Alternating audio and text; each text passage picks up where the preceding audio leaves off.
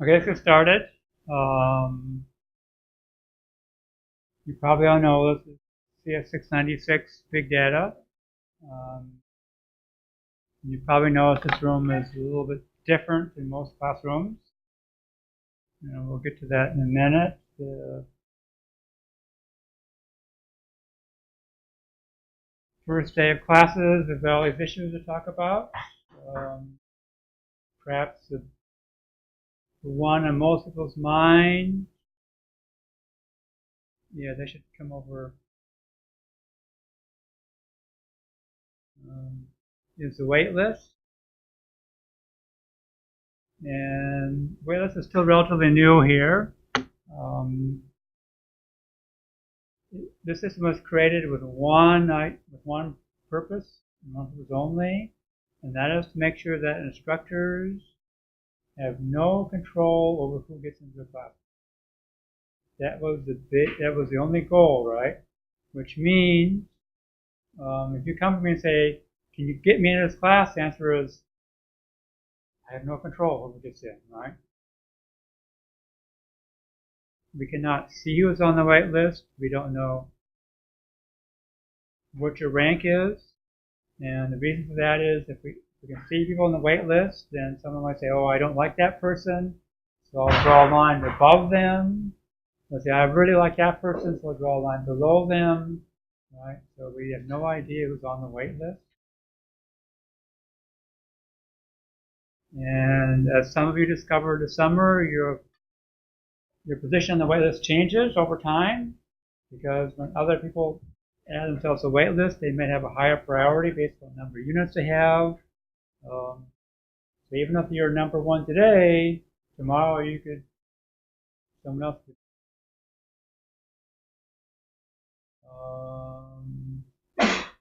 How it works is you all have a number, right? And the first week of class, right, when someone drops this course, the person on the top wait list automatically added, right? Now, if you're signed up, if you're already enrolled in a class and meets at the same time, you will then be dropped from that course. And since all courses have a wait list, as soon as you're dropped from that course, someone on that wait list is going to be added to that class, right? And this can be a problem because if down the road, maybe by Friday you say, "Okay, I'm going to stick with the classes I've got," but you don't take your name off the wait list with other courses, and then the spot opens up, and then you add in that course and drop from the other course. Before you know it, someone is taking your spot in that class, right? And someone is taking a spot in their class, and so there's chain reaction. So once you've decided on which classes you're going to take, it'd be a good idea to remove yourself from the wait list of other classes, because wake up one day and find out that you're switch classes, which can be a problem. Now, the second week of class, what happens is when students drop the class, no one on the waitlist is added until the instructor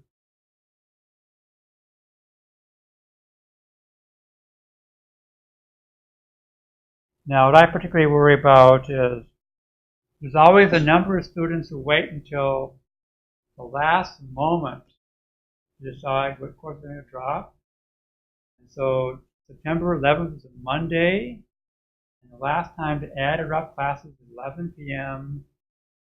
Why 11 p.m.? I have no idea. Why not midnight? It's 11 p.m. Monday, September 11th.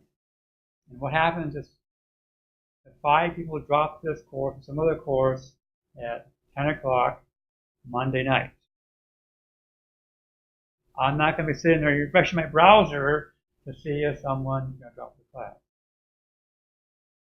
It makes me very nervous to release seats that night, because it could be that some person is on the wait list. I forgot to take their name off the wait list. I release a seat. They get added to the class, And maybe they're dropped from another class, or maybe not. So either all of a sudden they wake up on Tuesday morning, they're on 4 classes or 3 classes, or the 3 classes are in, or not the 3 classes they thought they were going to be in. And it's too late.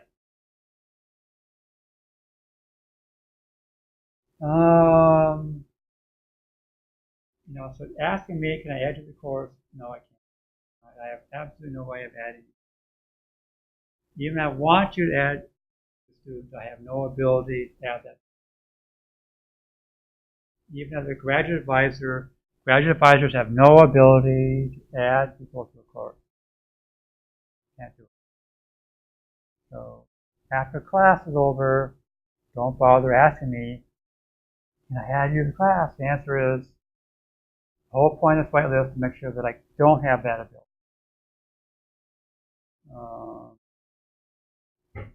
Will I get a bigger room? Well, this is the biggest room of this type we've got on campus. So to move to a bigger room, we get a nice room with big monitors, and we'll talk about later. There's computers in each room, each of the tables. Each one of these monitors, you can connect one of your laptops up and show which on. And I wanted this room for a number of reasons. One is I've noticed over the last N years that attendance in my classes does not equal, by any stretch of the imagination, the number of students enrolled in it. And I teach the Android and iOS courses, and usually by the last week or 2 I cancel class because you walk into class and there's one person there. That tells me that students feel that there's more important things they could be doing than listening to me talk to them. So this room gives us the ability to do some other things and rather have one person talk. Okay.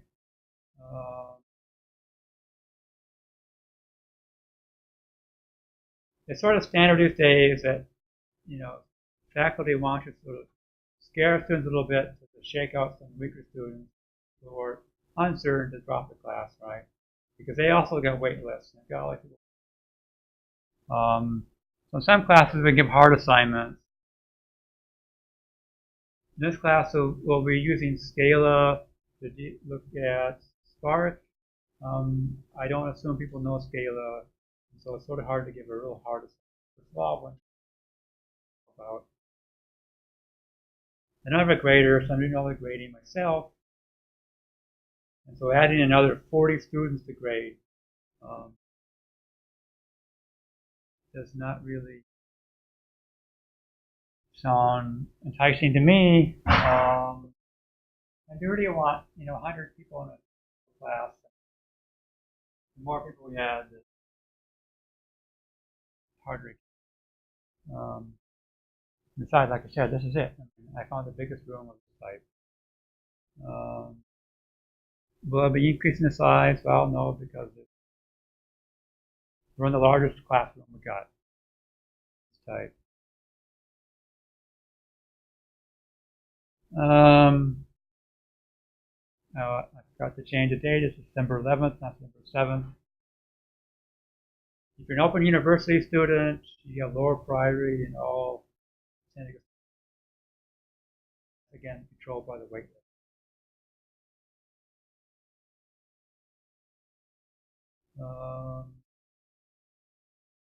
So what are your odds of getting into the class?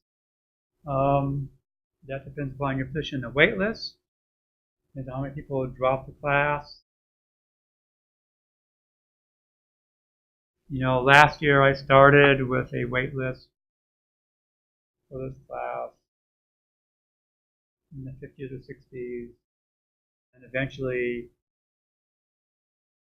one of 2 things happened. One of the students got in the class, so they decided to.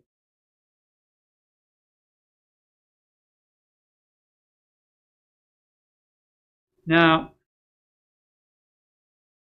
what I did is I went through and looked at how many seats are available in 500 classes, not counting 3 that graduates can take. And we had 786 seats, right? And last Monday, I then looked at how big the wait list for all these courses, and that's 340 people on wait list, right? So it looks like the total demand for all the 500 people classes is 1,100 and some, right? Well, last Monday I looked at how many graduate students in CS are enrolled in classes, and it comes out to 58. Now the standard load for graduate students is 3 courses. Now some students are only taking 2 courses, right? But if we assume everyone's taking 3 courses, that gives us a total demand of 504. So sort of upper bound of how many graduate level courses we have should be 504. And then you look at the numbers and you say, wait a minute. Now what is true is that 500 level courses to be taken by graduate students and undergraduates. Now, except for a few exceptions where graduate students had holds on their registrations, all graduate students before any undergraduate. And believe me, they complain about this because when it comes time for them to sign up for 500 level courses, all the seats are taken, right? We went through this a couple years ago, right? They complain bitterly about this. So how is it that after the graduate students were done registering and before the undergraduates could register, all those courses were filled up and there were wait lists? Well, I think you all know the answer, right? You can sign up for 5 classes. And we even found some students that signed up for 5 classes and are on a wait list for 4 others. Right?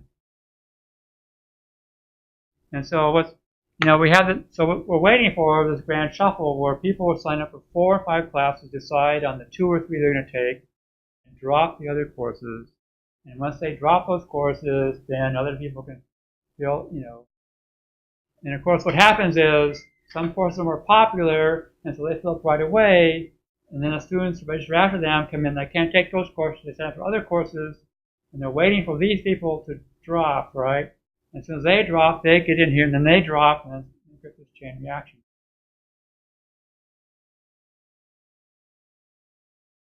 Now, unfortunately, in the past, we've had an instructor who would just walk into a class and say, look, there's 90 students enrolled and 50 more on my class. I'll sign you all in, and then I'll find a bigger room. He's not teaching this semester. That helped that chain reaction get started. So if you sign up for more than 3 classes, the sooner you can decide which 3 you want and drop the other one, the better it is for everyone. Right? Of course, the problem is people like to wait to make up their mind as long as possible. The sooner you can decide.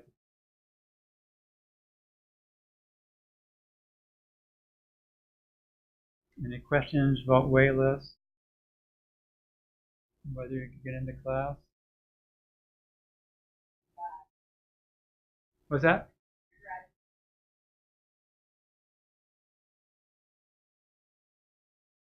Well, the question is, how can a graduate student get pushed down the wait list? Because another graduate student who has more units than you add themselves to the wait list.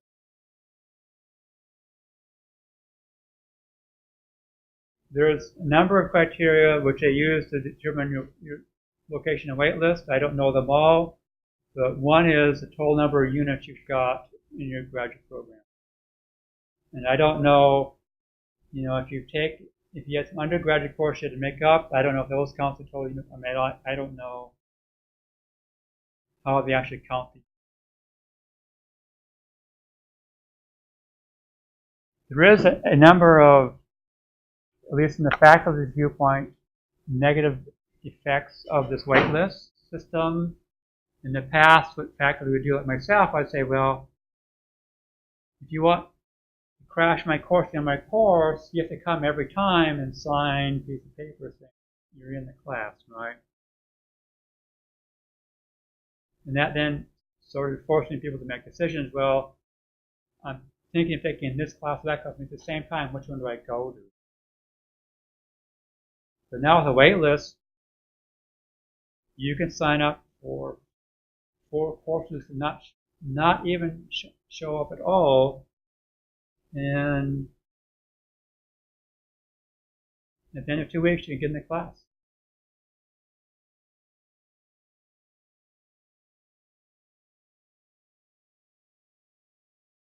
But does the system the university has adopted? They didn't ask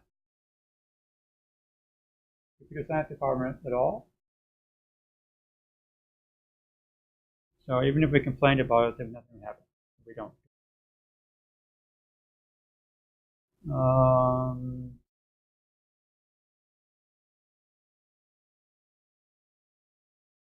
More issues. There's going to be one exam this course.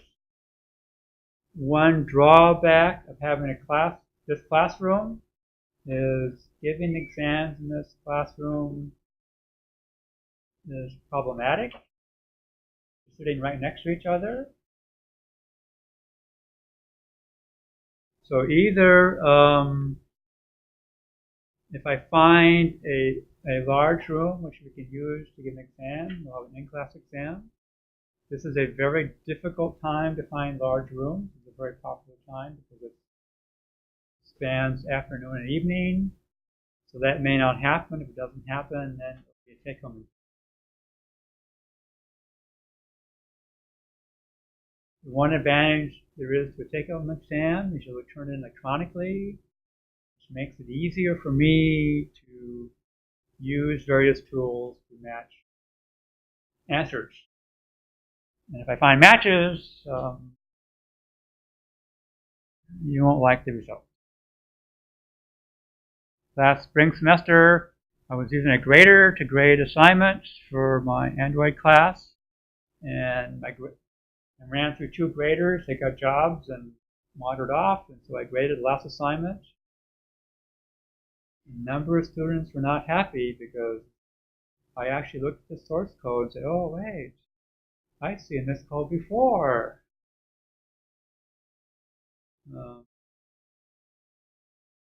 And when I electronic copy it, it's easier to do. When you get paper copies, it's hard to go through a stack of 16. Where did I find it?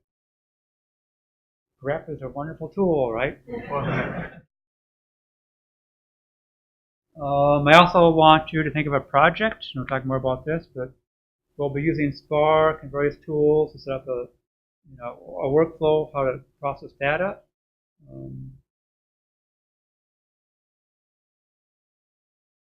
And it always makes me a little nervous to have projects in a course this size. For a number of years ago, I spent a sabbatical year at University of Illinois Champaign-Urbana, which is fairly famous for students starting projects which become multi-billion-dollar corporations like Netscape, YouTube. And you go, why is it that that university produces so many startup companies? And basically the answer is, after your first CS course, every course at the undergraduate level and every course at the graduate level there, the instructor says, and you're going to do a project of your own design. Doesn't matter what algorithms course, you do a project, right? It doesn't matter what it is. Every course there except the very first intro course to CS, all graduate students, all undergraduates, all graduate students in computer science have to come up with an idea for a project. You do that for your entire career, you start getting good at thinking about what might be a good idea to work on something, right? And so YouTube was started there, Netscape was started there, a number of companies that started there because students are like, well, this sounds like a neat idea, let's work on it.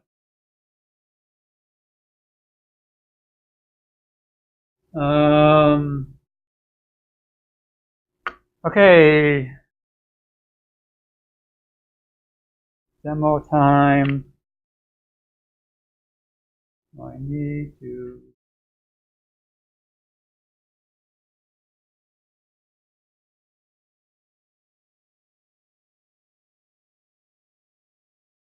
now I'm here.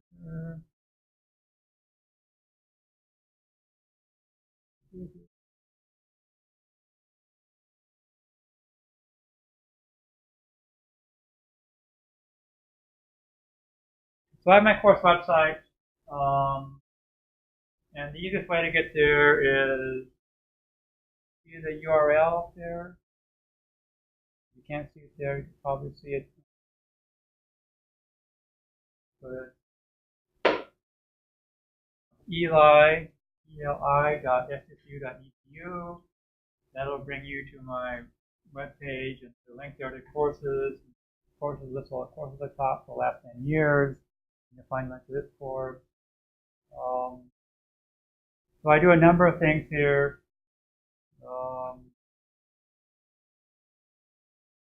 One is lecture notes, right? So the slides I'm using, I'll post there.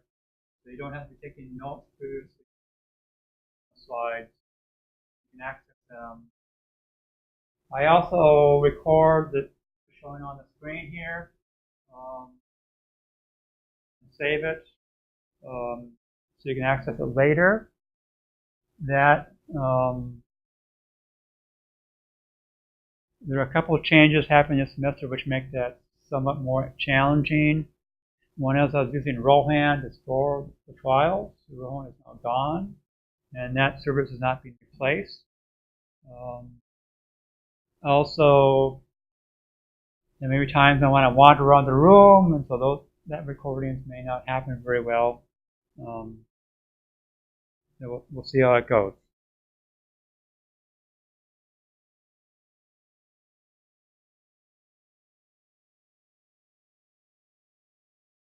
Assignment.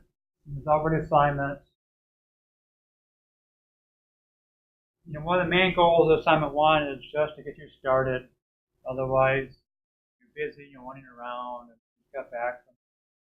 So start studying now. But yeah, it's time to, you know, this course doesn't require you to install various stuff and get it running. And the sooner you do that, the better. And I find that, unfortunately, the educational system has trained students all too well to respond to assignments.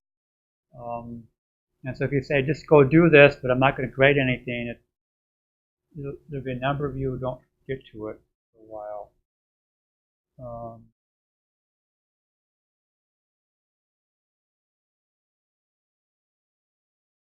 Reading assignment. Reading assignment.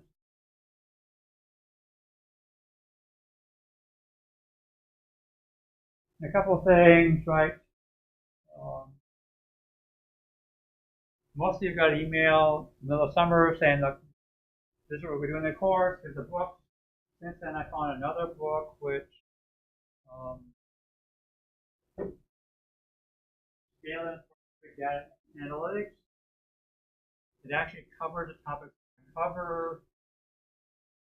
It came out late July, early August. I know about it then. It is a packet book, and if you know that publisher, you might also know that their books tend to be put together fairly rapidly, so often there are technical errors, and etc.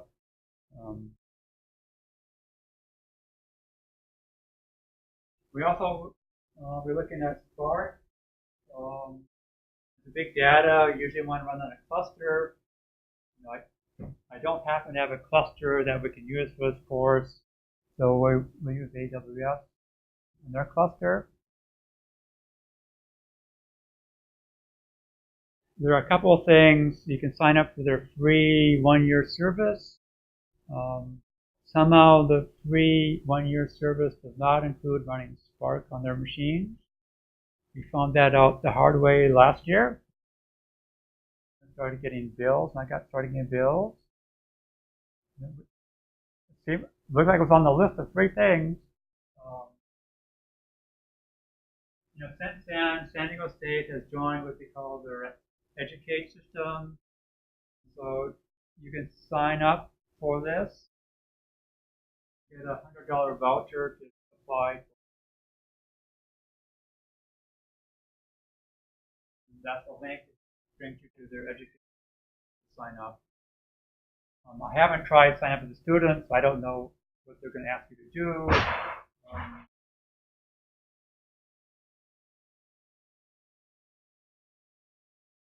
In the future, there will be a link to what I call the course wiki, and I have questions. I didn't have time to set it up. I meant to do it before class today, but I had students. And there will be what we call the web portal, which is where you'll submit assignments. Assignments are graded. Turn them in. Okay. There's also a syllabus. Since I sent email to everyone enrolled in the class last night, I figured that you all check the website out and have a look at the syllabus, so I didn't have to print out a huge stack of paper to. I have some for the people who aren't in the class. So far, so good? Okay, okay.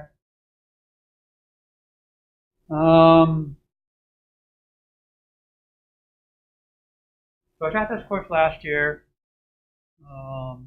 and I've decided to change it. So this year I want to use Scala. And we'll talk more about why Scala in a little bit. But doing big data, one of the tools we need is a programming language to actually process the data, right? Scala, Spark happens to be written in Scala. So it tends to have a better interface to Scala, to Spark, than other languages. Programming notebook. The notebooks that the people using data science use solves problems you typically don't know you have, because programming is totally different than data science. So you'll be using notebooks to turn in your assignments. You create a notebook which contains code and text and other things. And we'll talk about that. We have to worry about visualization. I mean, just having a pile of numbers is hard to understand. Yeah, there is some statistics involved. If you're doing crunching numbers, it's hard to avoid that. We'll do a little machine learning, but the goal is to spend most of the time Spark.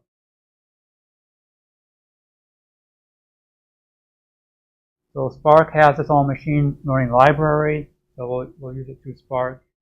It has some statistical components to it. Visualization we'll do in the notebook.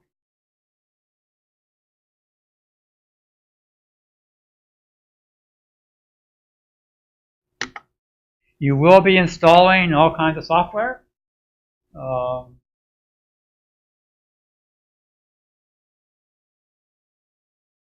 You know, when we're dealing with Spark on a cluster, you want to make sure your programs run first on a single machine. because when you start running a cluster, other things may go wrong, and so it's nice to reduce the number of problems that can occur as best you can.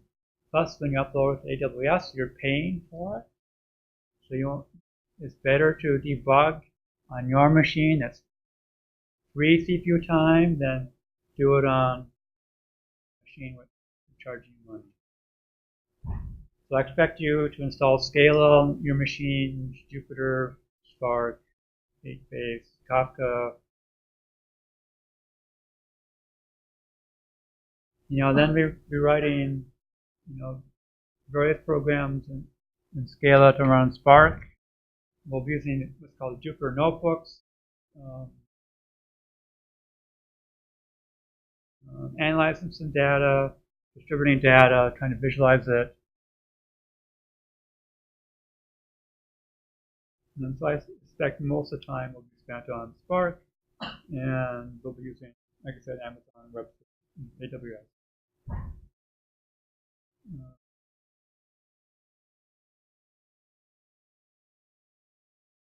Personally, I'm always surprised when faculty, I see syllabus and faculty say, week by week exactly what they're going to be doing.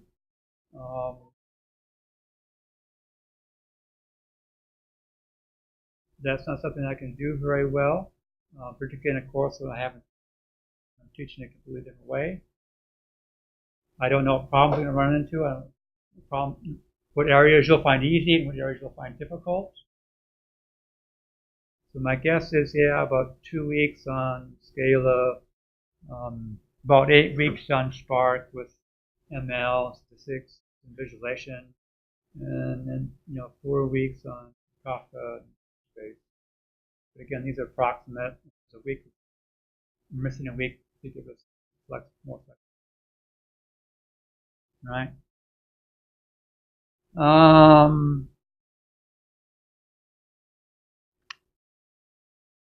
The second time it's offered, but I'm not doing it the same way. I'm not using the same language. I'm doing it differently than I did last year. So it's still basically considered a brand new course. It's also cross-discipline, and it makes the subject matter different. Most CS classes are just CS classes. Usually the goal is you're going to write software, right? Or understand something about software. But,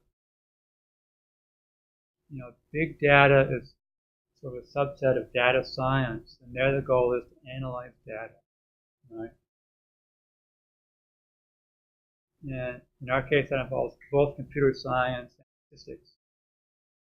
And so all the things you do are different.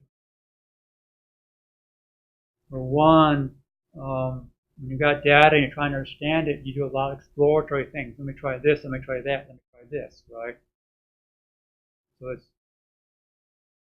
tends to be more experimental in terms of I'm probing the data, looking at analyzing from different angles, slice it different ways, right, and do all kinds of different things to understand the data, which makes it more experimental.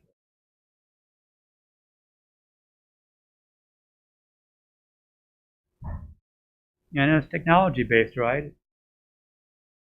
So we're dealing with Spark, right? Spark, went from version 2.1 to 2.2 in the middle of the summer. And that has, ramifications. Well, it turns out Spark 2.2, well, let's see, Scala, current version of Scala, 2.12. And the big thing about 2.12 Scala was that they rewrote a lot of stuff to make use of Java 8. But the Spark people haven't done that yet. And so if you want to use Scala 2.12 with Spark 2. Anything, you have to recompile Spark, which you probably don't want to do. And if you did do it, you then wouldn't want to upload the resulting programs to AWS because they haven't done it. So we need to use Scala 2.11, right? And there's always little technical things that crop up when you're dealing with lots of technical.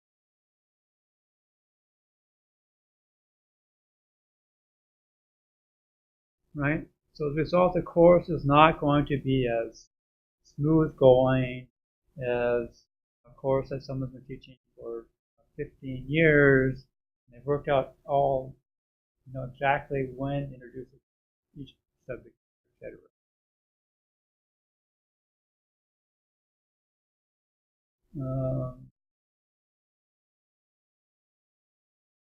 You're going to be installing lots of stuff, right?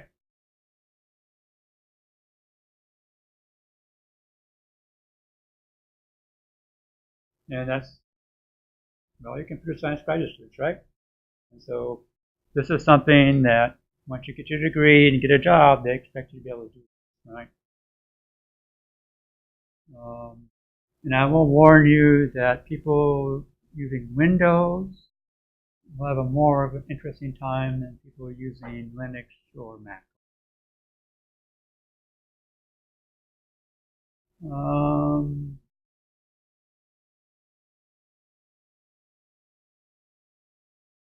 Why? Because all these tools are written to, to work on Unix. And even Windows 10 is supposed to have this more Unix compatibility, but we will see how compatible it is. I will be handing out accounts on Eudoris for those of you who aren't able to manage getting this software running on your machines, but not until after all this add drop stuff is over. Well, we're doing some statistics, math, machine learning. Not a lot, but we will be spending some time talking about some basic machine learning algorithms.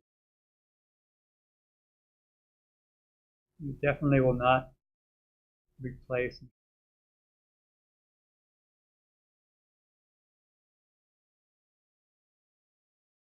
So yeah, by next time, by Thursday, try installing Jupyter Notebook and Scala.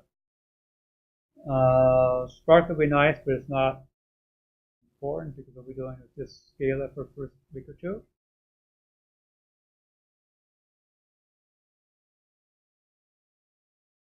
And one thing that's nice about this room is I can then say, did you have any questions? We're all able to install Jupyter Notebook and Scala. When no one says anything, that means you can now plug into that machine and show me on that monitor Scala command line, right?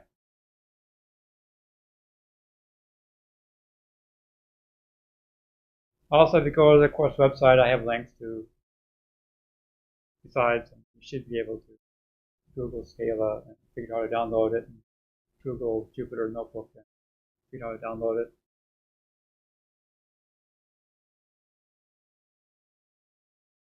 The books,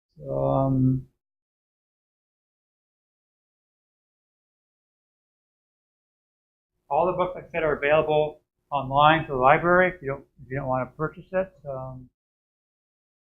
Some of you are financially constrained, so you don't have to buy the books if you don't want to. You can access them online. It's not the most pleasant experience, but it's,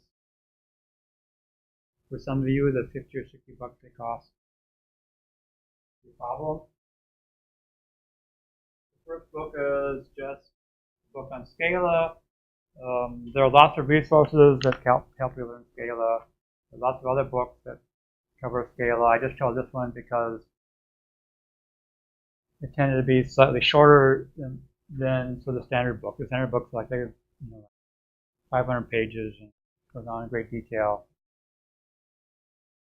We will probably spend more time on Scala than we need for this course, but if you're going, I realize that people will put on the resume, I know Scala, and so you should probably know a little more about Scala than just what we need for this course. besides, there are some interesting things they do that you may not have seen before.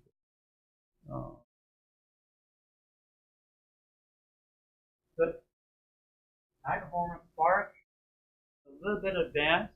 It's not meant to be a beginner's book on Spark. Actually, the online documentation for Spark is pretty good. So I figured those two would be good enough. This one talks more about some things you do to make it faster. And that's sort of a good thing when you said this book came out in July. It does cover this topic. It does have a section on Scala. You won't need. Now I'll be following that book in my lecture.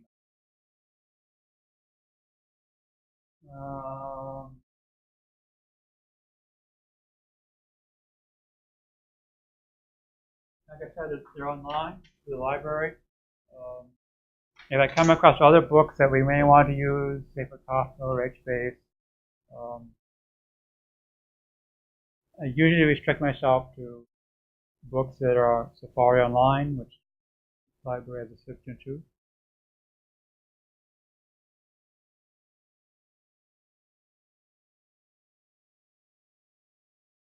Yeah, we'll be using Amazon. So if you're in a class, you probably want to start that process. You need to create an AWS account. They will want a credit card, right?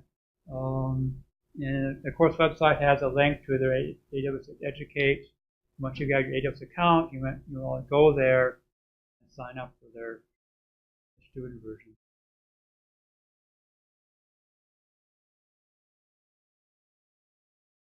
The question is that $100, does it work for any resources? I believe the answer is yes.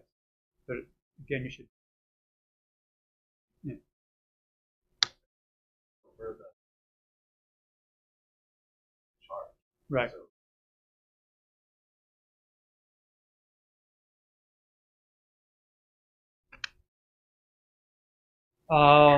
the question is, how do we know when you're burning through money?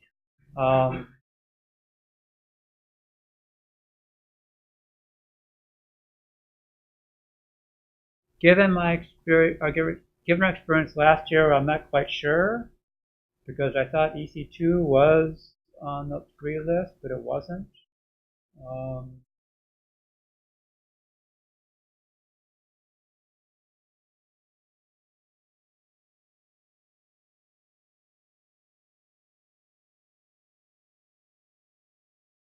Oh yeah, well that actually goes without saying, right? When you're running on AWS, you start it up, and before you leave, you make sure that that process is spun down. If you create a cluster and you're using 3 machines, then you just leave it running for 2 days. They're going to charge you for 3 machines 2 days, right? They also charge you per hour. So if you spin it up and you're done in 5 minutes, and you close down, you get charged. You get an hour.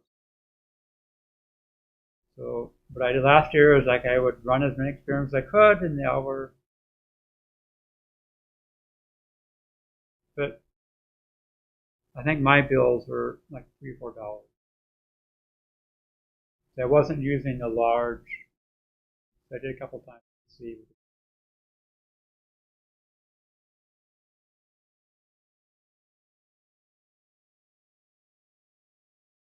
How much?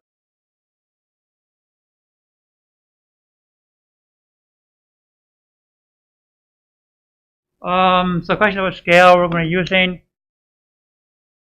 all the problems that we worked on last in the course. I could use my MacBook Air to solve. Yeah, and sometimes it would be nice to have, a terabyte of data that you all crunch. But the problem with that is you have to then load it into your account, which costs money and time, and then it takes a lot of time. And my goal, of course, is necessarily we can set things up and get them running, right? And we can get the workflow down without having to deal with terabytes of data. I'm looking at a couple of data sets or maybe a couple hundred megabytes.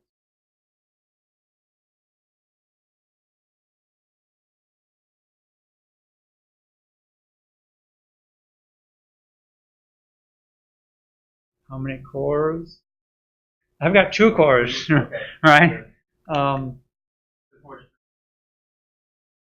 It's more for the experience of parallelizing it and also using AWS so that yeah. And also when you run on a single machine, Spark runs in a special mode. It's not the same thing as using one master and a bunch of workers.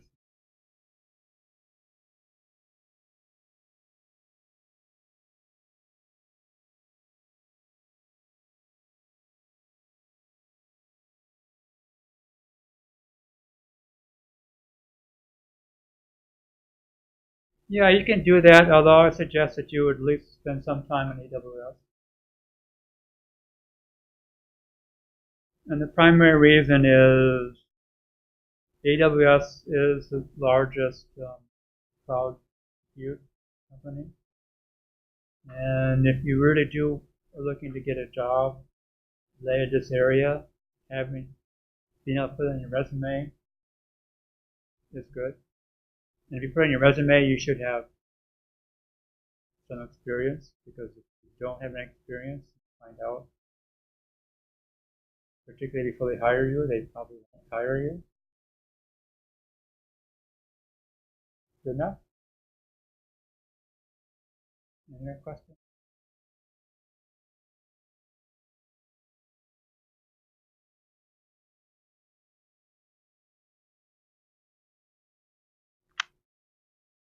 Yeah, the problem with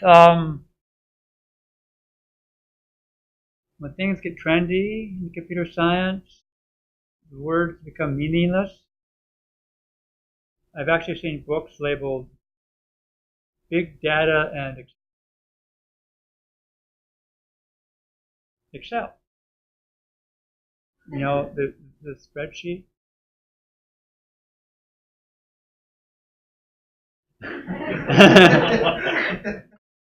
It was fairly big.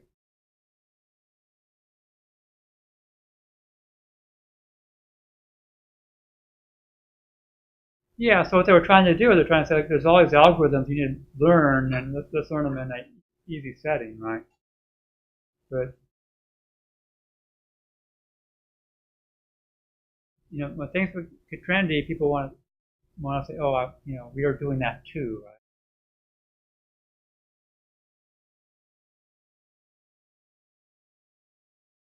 Big data with Excel, that's weird. Coming across articles saying, it's data scientist who uses job title, because who knows what that means, right? And you can interview various people call themselves data science, and they're doing completely different things, using completely different tools.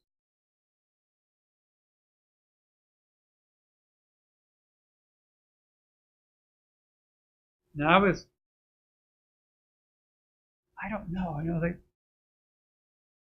I think it's English majors that come up with these fancy descriptions, and you read it and you're like, what's that mean?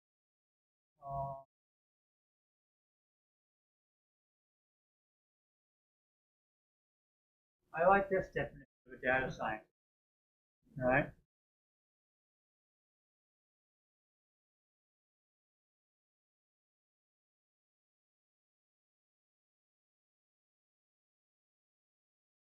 And I think for the students in our program, there's a problem, right?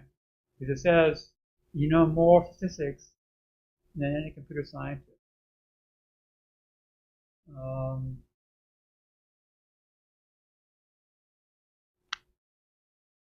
So I this is for intersection of two fields, right? I came across this dichotomy where at one end, a software person, the other end is statistician, and in the middle you get a data scientist.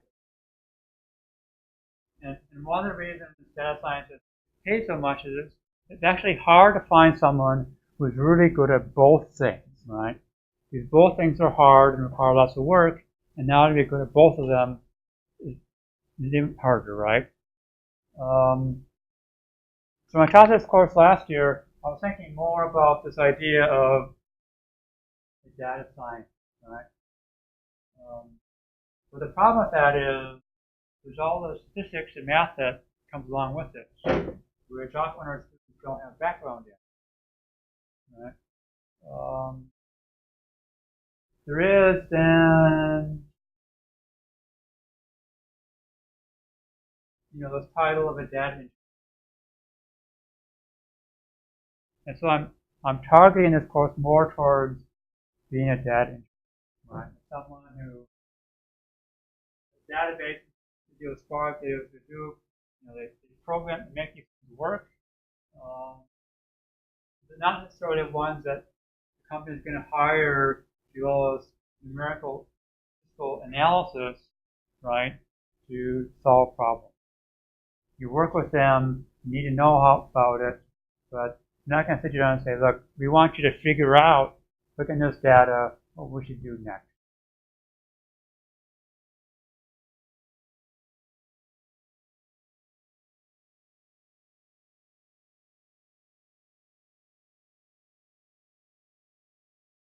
So far, so good?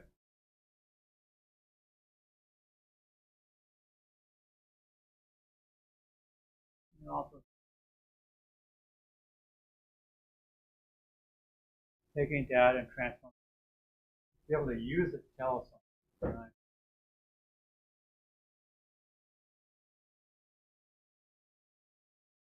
And then, big data, again,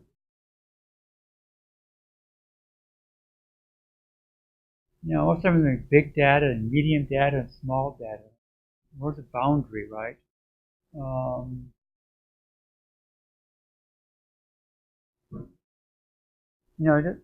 The field of larger data sets requires more data.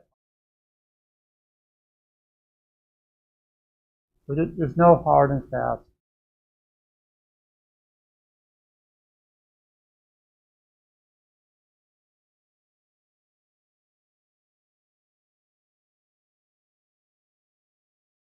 So Al Gore made, the movie Inconvenient Truth, and so people now borrow the title. If you're dealing with data science, there's all this machine learning, statistics, and all these algorithms, and you're going to spend most of your time just making the data. That's it, and you're going to spend most of the time going through the data and making sure it's valid and correct in the right format. You've got 10 gigabytes of data and 5% is ill-formed. How do you find it all, right?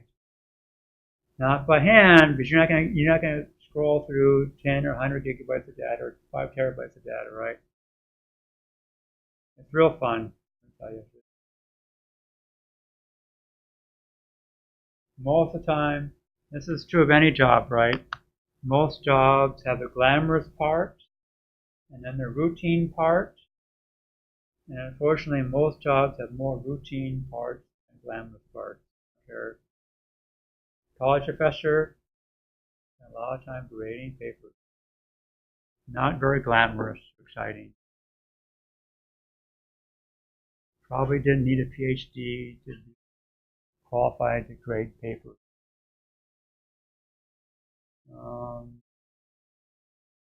Yeah. Like most things, the simple tools solve most of the problems.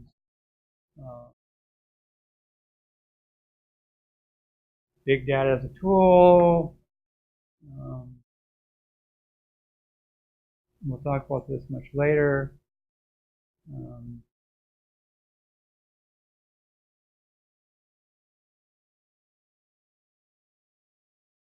Now, I would say one thing about this, right?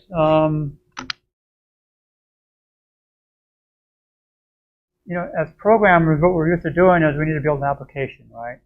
Whether it's a back end or front end or an application goes on a machine or a device. So what we're used to doing is we're writing a bunch of software, make it working, and it takes months and months, and then we finally get it working and it's tested and it goes in beta, blah, blah, and then we push that out, and management will force us to write some documentation, right?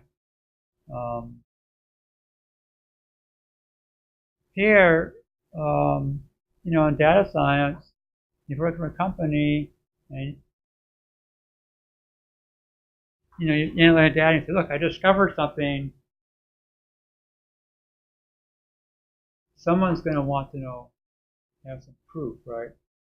You're not going to say, okay, we'll spin up a multi-million-dollar ad campaign based upon your word. Your boss like to say, show me the evidence.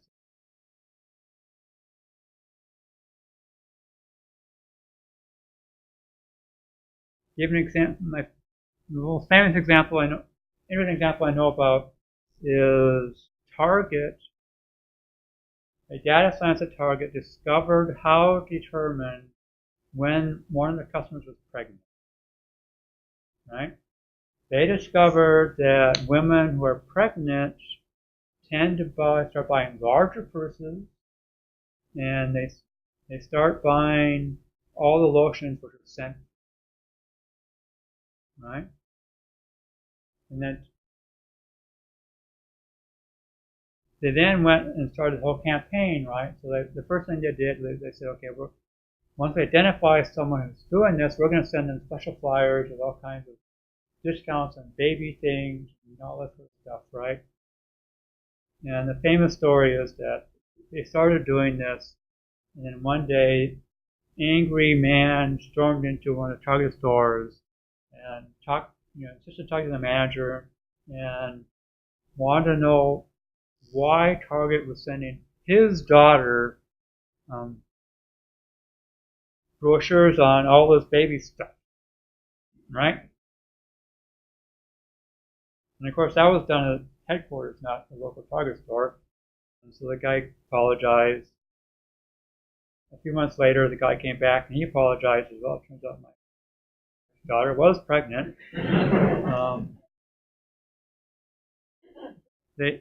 Target then realized that what you do is you send those people regular flyers with a few additional things interspersed, right?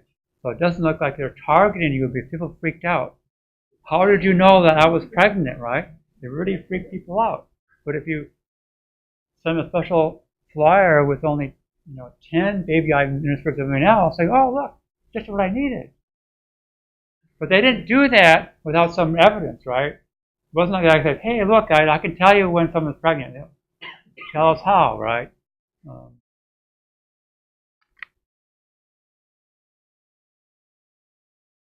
That goes without saying, right? School and work is really different. Yeah, I mean, you have to be able to convince people. Look, this is what I discovered, and you have to be able to sell it to them. All models are false. Yeah, basically what happens is, so this guy at Target came up with a model, right? He said, look, when these conditions are satisfied, there's a certain probability that woman is pregnant, right? That was his model.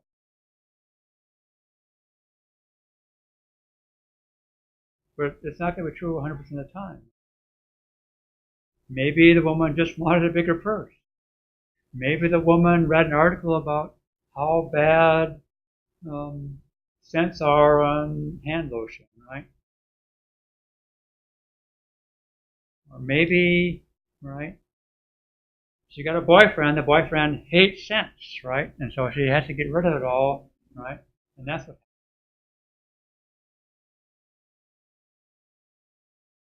It also means that it's harder to say there's no this is right and this is wrong, right? No, it's all true to varying degrees.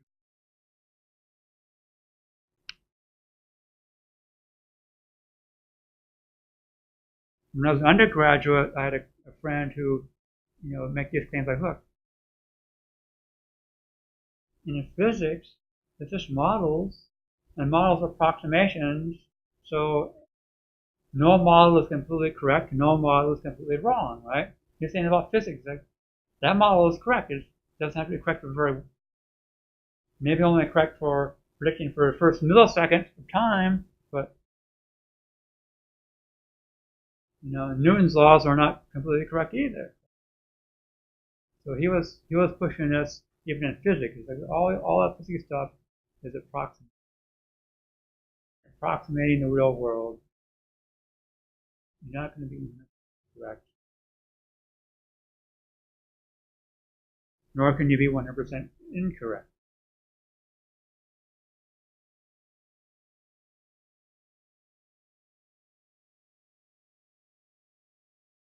You have to deal with data. You have to look at it. You have to do.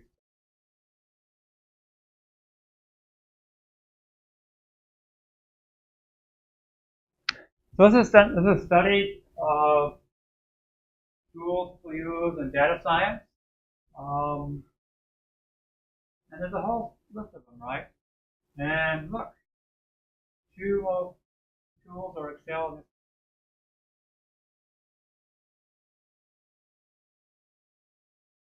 And we don't get Spark right on. Again, Spark is just one tool, and it's a tool only when you really need to use more than one machine. And most data science doesn't.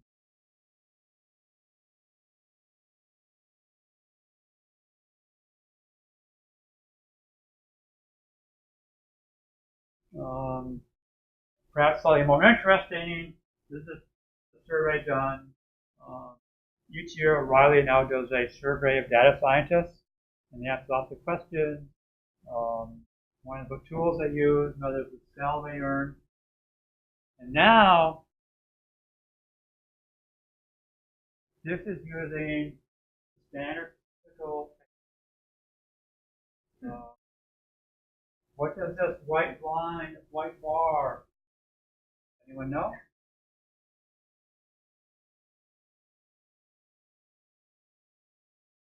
It's not the mean. It's a median. No. Half of the things are above, and half of what this line means, okay, that's real, right? Half of the respondents are invested. Now, what does the bar mean? Anyone know? What's that? The range, what range? What's that? Yes, but is that the maximum salary? Usually what it is quartile. So this is first quartile above, median. The problem with going to the very top, there's always some wise guy that makes $1 billion. He owns a company, right, and he's also considered a data scientist. And so he earned, right, $2 million. There's also someone down here, why? Well, because they're an intern, the data scientist, and they're being paid $5 an hour, or they're working for free, right? And so the problem is, right, typically what we do is you look at the median, because it gives you the average. The problem with average is, well, the average salary between myself and Bill Gates is about, what, $20 billion.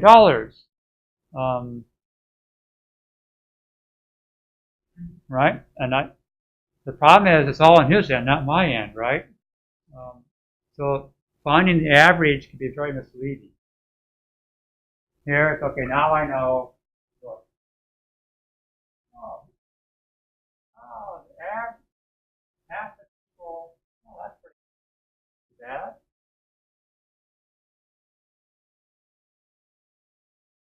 Right? So again, you have to learn how to.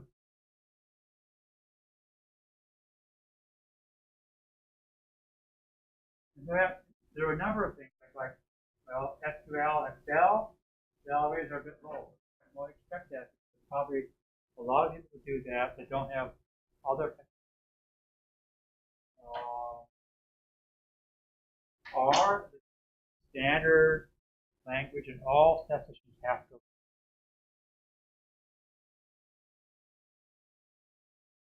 Java, that's again a very common language. It's all basically all computer science, right? With Scala, where so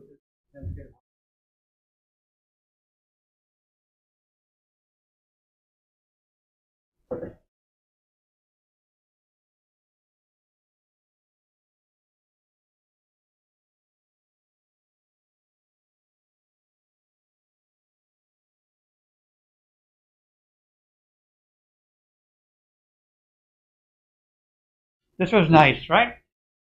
I mean, it sure was correlated, right? There was this nice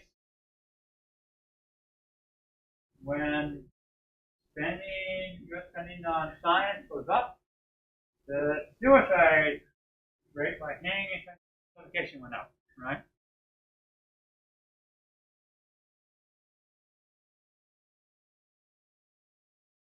No, I didn't see that one. So many good correlations. Right. Clearly these things are not related, right? But if you pick enough variables that you can tweak, right, you can pretty much find something that's when you run the statistical test, it'll say they're correlated. And you have to be careful of that because these things, right? So you have to understand the data, make sense of it. You have to be careful of all the statistical techniques.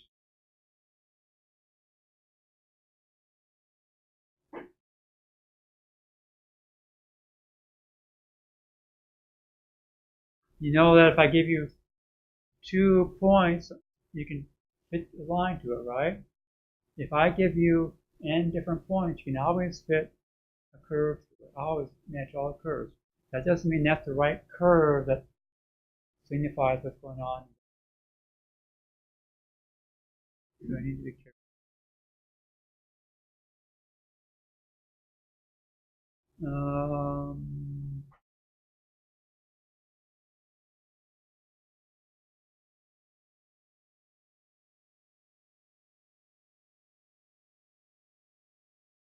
I came across this rule of 3 in software, software management. If you can't find 3 things that are wrong with your planning, then you have a problem with planning. It's always be cooking. What can go wrong? What can go wrong? The same thing here, right?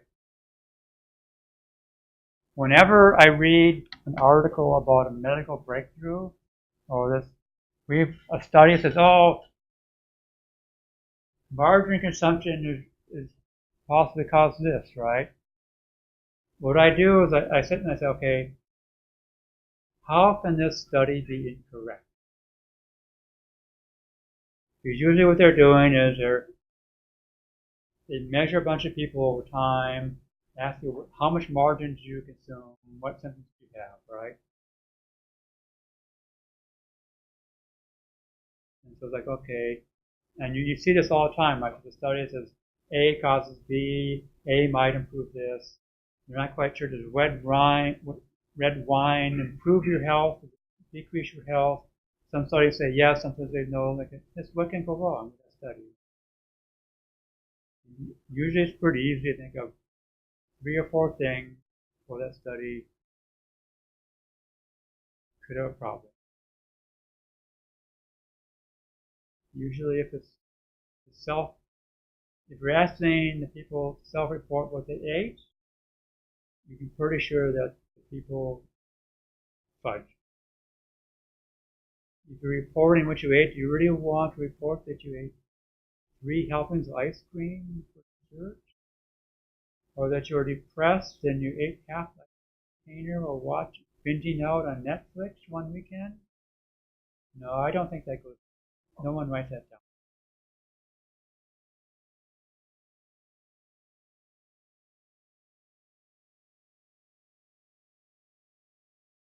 The other thing, so a year ago, well, over a year ago, when I was getting ready for the teacher's course last year, I looked at Intuit jobs, and there were like 23 data science. Even though data science and big data, right, is all the buzzwords, there's still a lot more jobs for programmers.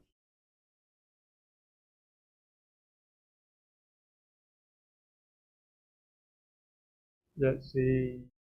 There are a number of languages which people use for data science. Python is used a lot by scientists, mathematicians. R is used by statisticians.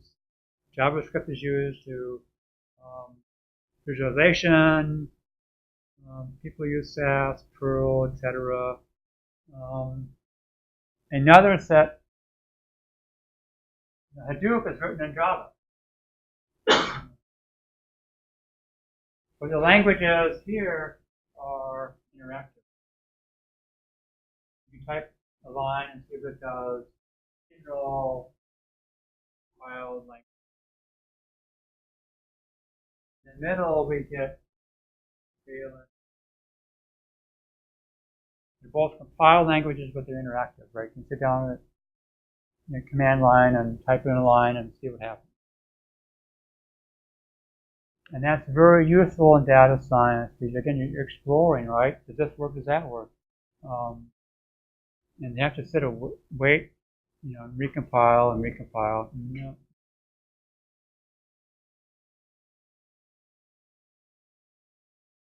So what we want from a language is we want it interactive. We want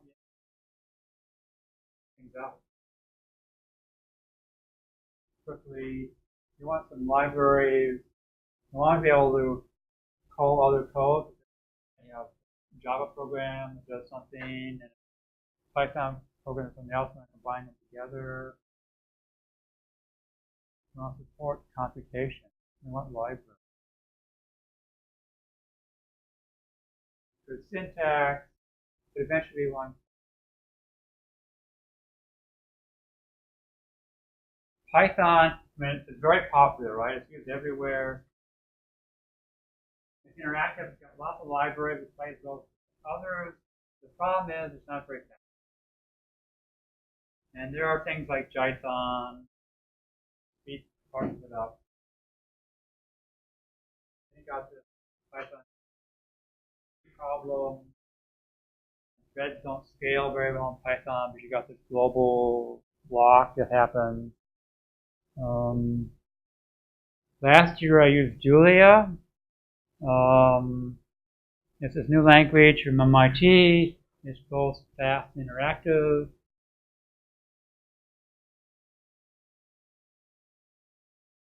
Designed for computation. The problem is it doesn't interact well with Spark.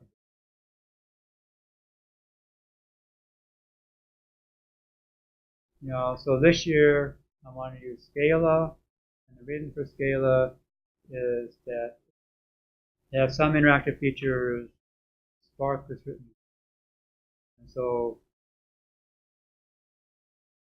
the most performant code for Spark, Scala, it has access to more features, and it's not as verbose as Java. You can do more. Okay? So for next time, install Jupyter at home, take a look at the assignment, install Scala.